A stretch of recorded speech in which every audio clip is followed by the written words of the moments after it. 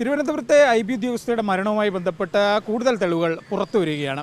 ഈ കുടുംബമാണ് ഇതുമായി ബന്ധപ്പെട്ട തെളിവുകളെല്ലാം ആദ്യഘട്ടത്തിൽ പുറത്തുവിടുന്നത്. പോലീസ് അന്വേഷണത്തിൽ പോലും അവർ കേവലം ഒരു ആത്മഹത്യ എന്ന് പറഞ്ഞ് എഴുതി തള്ളേണ്ട വിഷയമാണ് മറ്റു തലത്തിലായത്. അപ്പോൾ കൂടുതൽ തെളിവുകൾ പുറത്തു വരുമ്പോൾ ഇനി എന്തൊക്കെയാണ് നമ്മൾ കുടുംബം നിയമപരമായി നീങ്ങാൻ ഉദ്ദേശിക്കുന്നത്?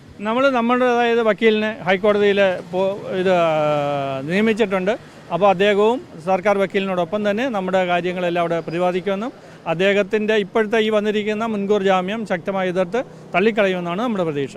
ഈ ആദ്യഘട്ടത്തിൽ ഇതൊരു കേവലം പ്രണയനൈരാശ്യം മൂലമുള്ള ആത്മഹത്യ എന്ന് മാത്രമായിരുന്നു ഇതിൻ്റെ ഒരു ചിത്രം എന്ന് പറയുന്നത്. പക്ഷേ ഇപ്പോൾ അതിൻ്റെ അപ്പുറത്തേക്ക് സാമ്പത്തിക ചൂഷണവും ലൈംഗിക ചൂഷണം ഉൾപ്പെടെയുള്ള കാര്യങ്ങളിലേക്ക് പോയി.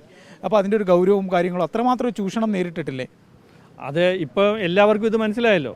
ആദ്യഘട്ടത്തിൽ 1-2 ദിവസം ഇതിൻ്റെ യാതൊരു തെളിവും കിട്ടില്ല. പിന്നെ നമ്മൾ തെളിവ് ശേഖരിക്കാൻ തുടങ്ങി അവർക്ക് സമർപ്പിച്ച് തുടങ്ങിയപ്പോഴാണ് ഇതിൻ്റെ ആ ഒരു ഭീകരത എല്ലാവർക്കും മനസ്സിലാകുന്നത്. ആദ്യഘട്ടത്തിൽ പോലീസിൻ്റെ അന്വേഷണം കുറച്ച് മെല്ലപ്പോക്കായിരുന്നു. കാരണം ഇല്ലെങ്കിൽ സാധാരണ ഒരു ട്രെയിൻ ആക്സിഡൻറ്റ് എന്താണോ സംഭവിക്കുന്നത് അതേപോലുള്ള അന്വേഷണമാണ് തുടക്കത്തിൽ ഉണ്ടായിരുന്നത്. ഇനിയിപ്പോൾ നമ്മൾ എന്തൊക്കെയാണ് നിയമപരമായിട്ട് ഉദ്ദേശിക്കുന്നത്? നമ്മൾ വക്കീലിനെ വെച്ചിട്ട് ആദ്യമേ ഈ മുൻകൂർ ജാമ്യം വന്നിട്ടുണ്ട്, അതിനെ എതിർക്കുക, അദ്ദേഹത്തെ അറസ്റ്റ് ചെയ്യാനുള്ള നടപടി സ്വീകരിക്കണമെന്നാണ് ഇപ്പോഴും നമ്മൾ ആവശ്യപ്പെടുന്നത്. ഇതുവരെ കണ്ടെത്താനായിട്ടില്ല. ഇതുവരെയും കണ്ടെത്തിയിട്ടില്ലെന്നാണ് അവരിൽ നിന്നും അറിവ്. നമ്മൾ ഈ സുഗാന്തിൻ്റെ വീട്ടിലും പശ്ചാത്തലമൊക്കെ ഒന്ന് പരിശോധിച്ചിരുന്നു. അപ്പോൾ അദ്ദേഹത്തിന് പക്ഷേ സാമ്പത്തികമായി വലിയ മെച്ചപ്പെട്ട അവസ്ഥ എന്നാണ് നമ്മുടെ ഒരു അന്വേഷണത്തിൽ മനസ്സിലാക്കുന്നത്.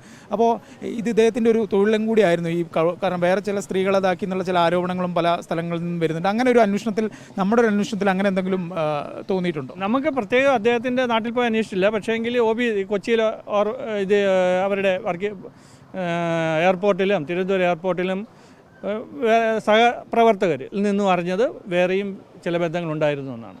അതൊക്കെ അന്വേഷണ ഉദ്യോഗസ്ഥരെ എല്ലാം നമ്മൾ അന്വേഷണ ഉദ്യോഗസ്ഥർ കൈമാറിയിട്ടുണ്ട്. പ്രത്യേകിച്ച് IB അതിനെപ്പറ്റി എല്ലാം വിശദമായ അന്വേഷണം നടത്തുന്നുണ്ട്. പുറത്താക്കും അങ്ങനെ എന്തെങ്കിലും വിവരം IB കിട്ടി? അത് പോലീസിൻ്റെ നടപടി അനുസരിച്ചാണ് അവർ ചെയ്യുക. അവർ എല്ലാ തെളിവുകളും ശേഖരിച്ചിട്ടുണ്ട്. പോലീസിൻ്റെ ഭാഗത്ത് എന്താണോ നടപടി ആ നിമിഷം തന്നെ അവിടെ അതിൻ്റെ നടപടി ഉണ്ടാവും. IBയുടെ സ്ഥലത്ത് ഡിപ്പാർട്ട്മെൻറ്റ് നടപടി ഉണ്ടാവും. എന്തായാലും മകളുടെ മരണത്തിൽ കൃത്യമായ നിയമ നടപടികളുമായി മുന്നോട്ട് പോകുമെന്നാണ് അച്ഛൻ വ്യക്തമാക്കുന്നത്. ക്യാമറമാൻ സഞ്ജയ് ഇക്ബാലിനൊപ്പം AV ജയശങ്കർ, 24 പത്തനംതിട്ട.